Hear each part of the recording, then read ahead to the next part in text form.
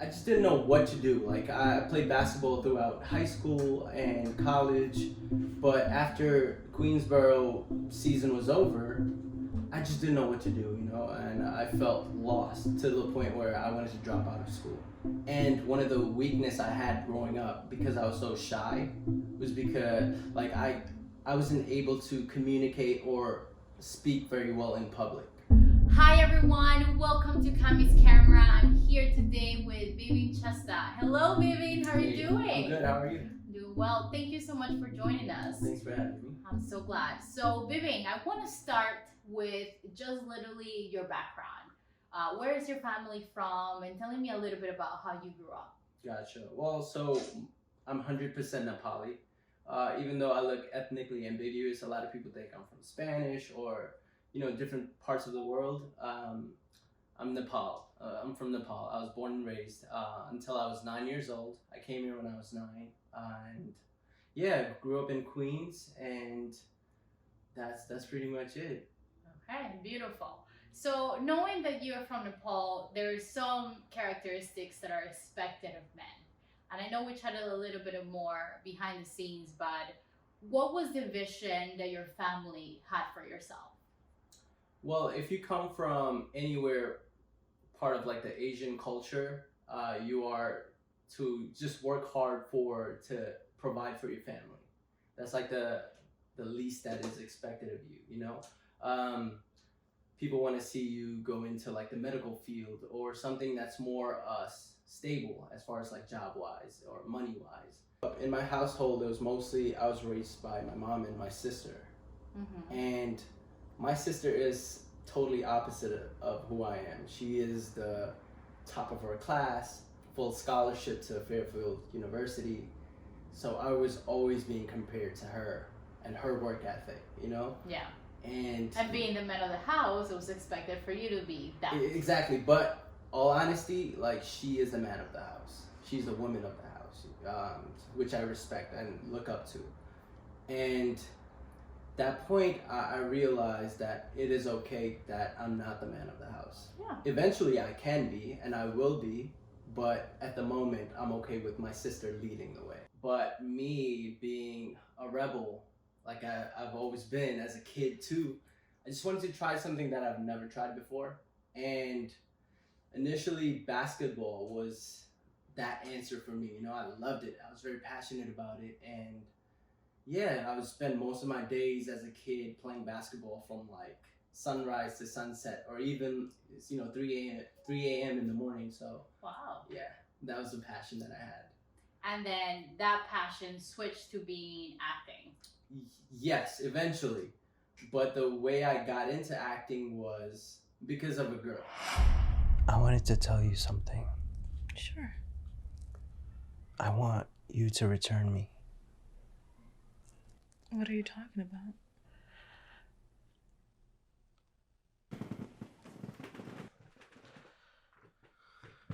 I know you've been going through a lot of stress. And you are sacrificing so much just to keep me. I can tell the company that I decided not to go back when the trial was over. So I met this girl in the gym. She was one of the staff member. Yeah. And as we started talking, I asked her like, what are you majoring in? What are you studying? She was like, theater. And that's when I was first introduced to theater at Queensboro.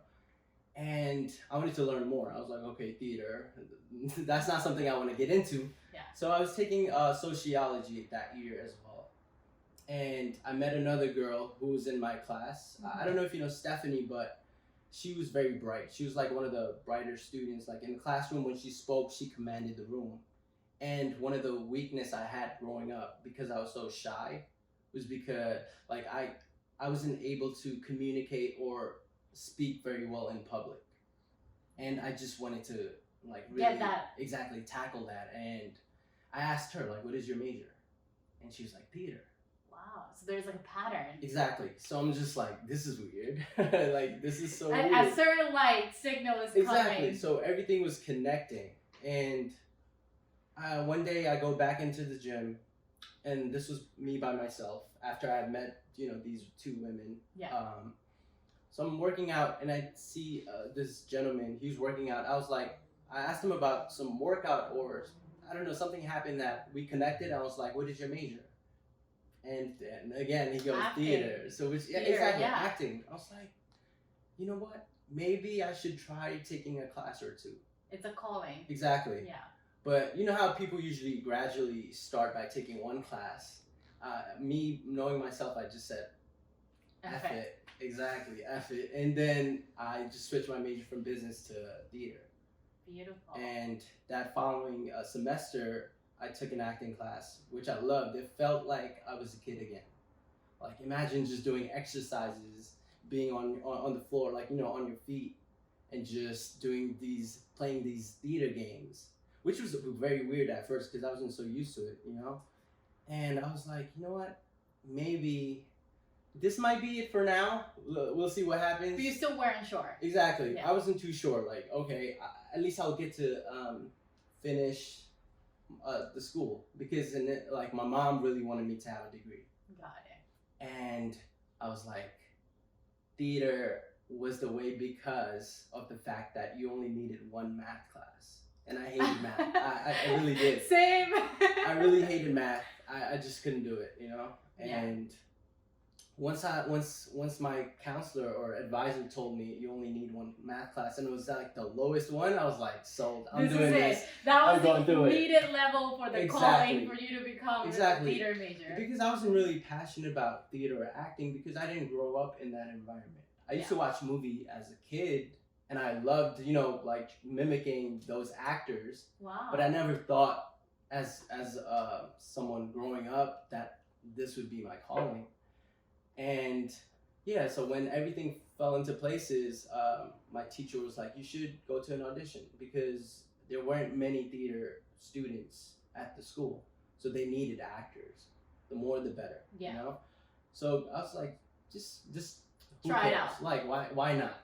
I don't have to lose anything. The worst I could do is hear no and won't get the part.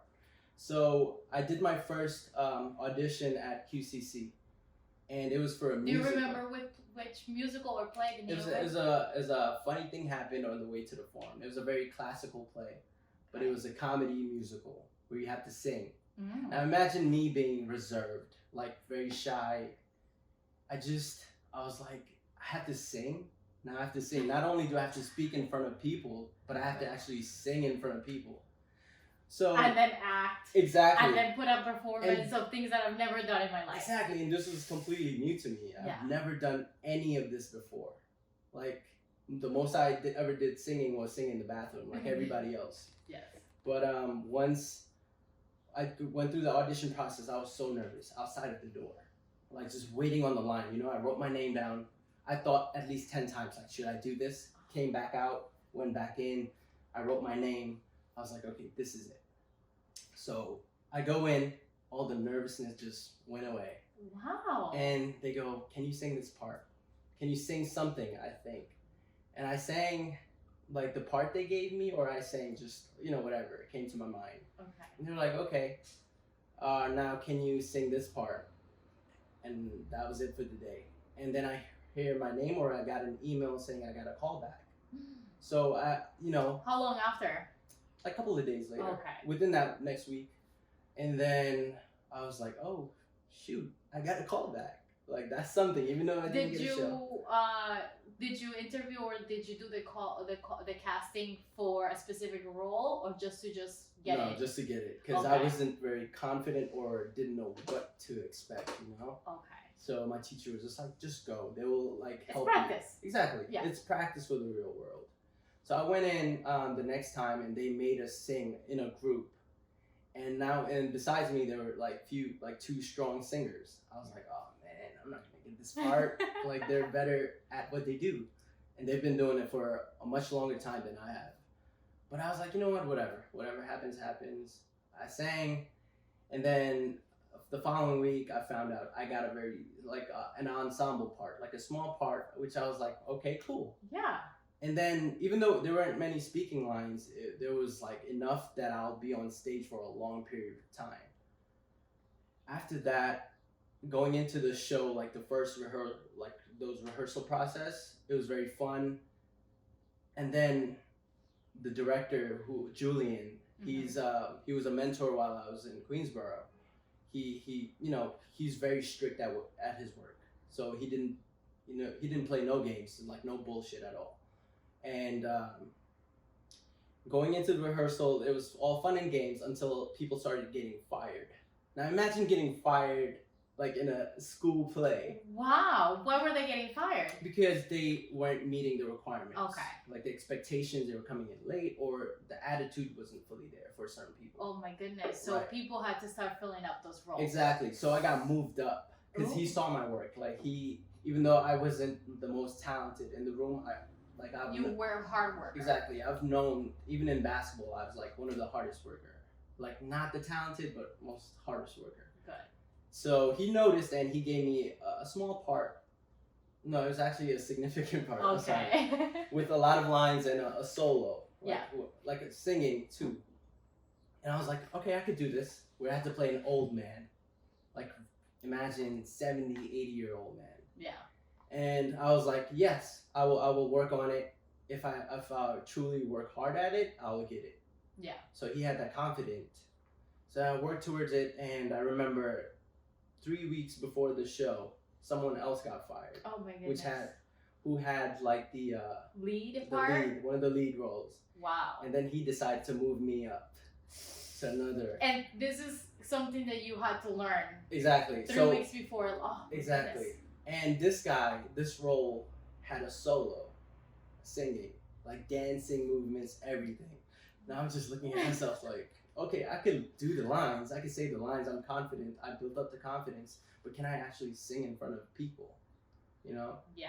And that was a struggle. And the first rehearsal going into with that role, he was like, okay, you have to sing this part in front of your cast members. And I was so nervous. It just didn't happen. And I was forgetting lines. Okay. It was just it was not my day. You know. Next thing you know, when the show came, like they noticed that I've been working really hard for it. And there's a program called KCACTF, which I'm not really big on because even though like it's like an award thing, but I got selected as one of the people to like go out and perform for like a scholarship. Represent. I think, yeah, exactly, represent.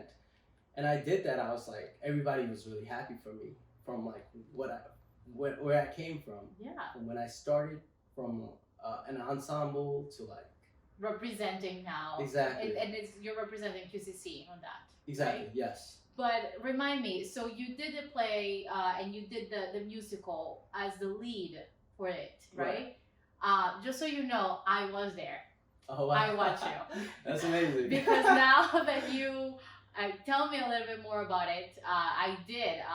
We have mutual friends, and I took an acting class in QCC because I'm also the type of person that likes to try out new things. Okay. And I was told that I needed to go see one of the plays.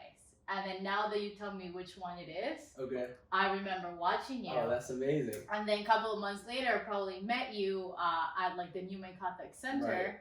And then everyone was like, "Oh my God, this is the famous guy." So I was like, "Oh, he's actually really known for the things that he does." I appreciate that. So I would never think that you never had any experience because what you showed out there was beautiful and truly professional for what you needed to show. Thank you. It's important that you be yourself, that you don't lose who you are as a person along the way trying to impress somebody who really don't care about you, because that's what this industry is.